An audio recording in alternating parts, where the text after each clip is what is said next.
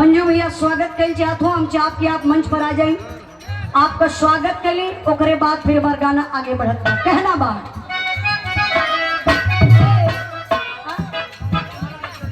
अच्छा एक बाद गा देगा। हाँ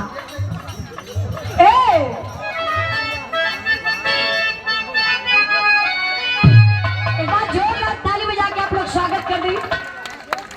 कहना बाबा अरे गड़ी गड़ी जाए हो, गड़ी गड़ी जाए, अरे गड़ी गड़ी जाए हो, गड़ी गड़ी जाए, हथवा में कलमिया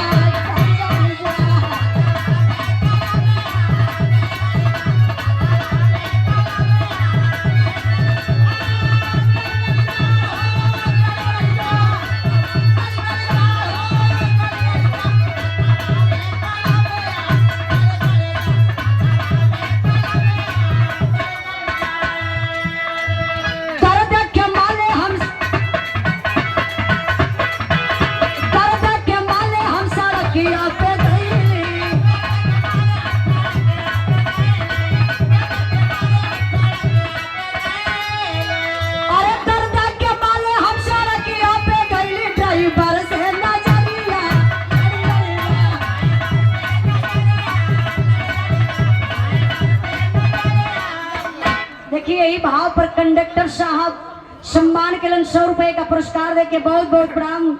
और जो मंजू भैया के फरमाइश भाई के पूरा कर दी। कैसे भाई साहब अरे तारक के माले टकटरिया में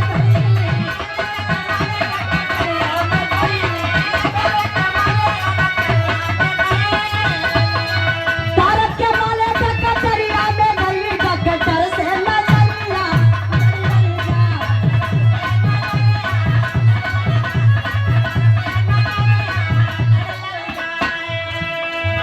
हमारे बड़े भैया पुनः लगातार 500 रुपए का पुरस्कार, और हमारे मंजू भैया का तो 3 साल से हमारी इच्छा रहा है।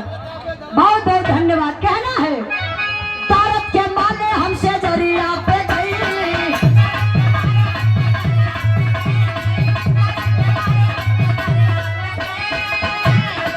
तारक के माले हमसे जरिया पे गई, सैया से नजरिया।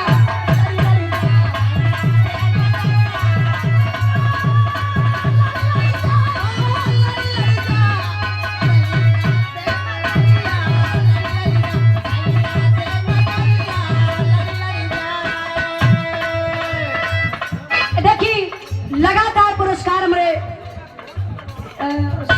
मंजू भैया की तरफ से बहुत बहुत प्रणाम, आशीर्वाद का चाह रही सब भाई लोगों की नमस्कार प्रणाम बात।